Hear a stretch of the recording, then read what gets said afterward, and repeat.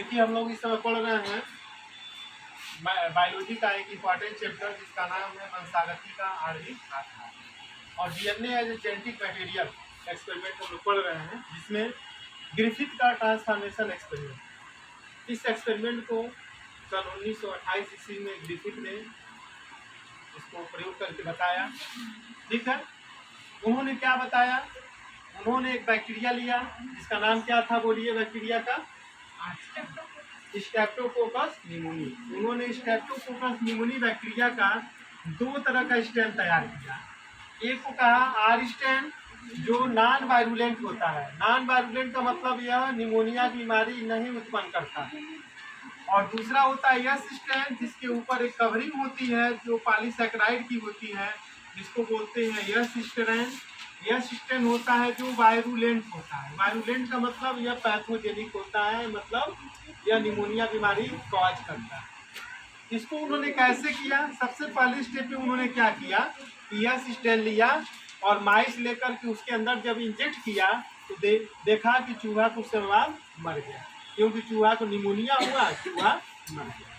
Second step में उन्होंने क्या किया कि उन्होंने आर स्ट्रेन को लिया जो नॉन पैथोजेनिक होता है, उसको लेकर के जब चूहे के अंदर इंजेक्ट किया, माइस में इंजेक्ट किया तो देखा कि चूहा नहीं मरा, मतलब चूहा जो है जीवित। इसका मतलब चूहा को निमोनिया रोग नहीं हुआ। तीसरे स्टेप में उन्होंने क्या किया कि जो यस स्ट्रेन था इसको हीट किल्ड कर दिया। हीट किल्ड का मतलब ये समझिए कि आर स्ट्रेन को जब हीट किल्ड कर दिया तो जो स्ट्रेप्टोकोकस निमोनी था वो बैक्टीरिया मर गया।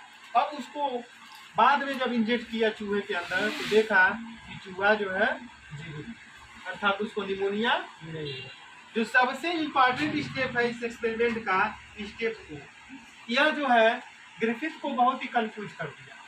ग्रिफिथ ने क्या किया कि जब यस स्ट्रेन हीट किल्ड लिया और आर स्ट्रेन, इन दोनों को मिक्सचर बना करके और माइस के अंदर इंट्रोड्यूस किया तो देखा कि माइस मर गया। लेकिन आप लोगों के हिसाब से क्या होना चाहिए? क्या माइस को मरना चाहिए? नहीं मरना चाहिए, माइस को जीवित रहना चाहिए, लेकिन माइस मर गया। क्योंकि यहाँ क्या हुआ, एक प्रकार का ट्रांसफॉर्मेशन हुआ क्या कि जो यस स्ट्रेन है, जो हीट किल्ड है, जैसे ही आर स्ट्रेन के संपर्क में आया उसने क्या किया, आर स्ट्रेन को नेचर को उन्होंने क्या कर दिया, ट्रांसफॉर्म कर दिया। इसलिए एक्सपेरिमेंट को क्या कहा जाता है? ग्रिफिथ का ट्रांसफॉर्मेशन एक्सपेरिमेंट। कई बार परीक्षाओं में पूछा गया है, तो अगर आपसे पूछा जाए तो आप इसको ऐसे स्टेप बाय स्टेप बना करके आप उसको समझा सकते हैं। क्लियर हुआ? समझ में आया आप लोगों को? ठीक है, थैंक यू।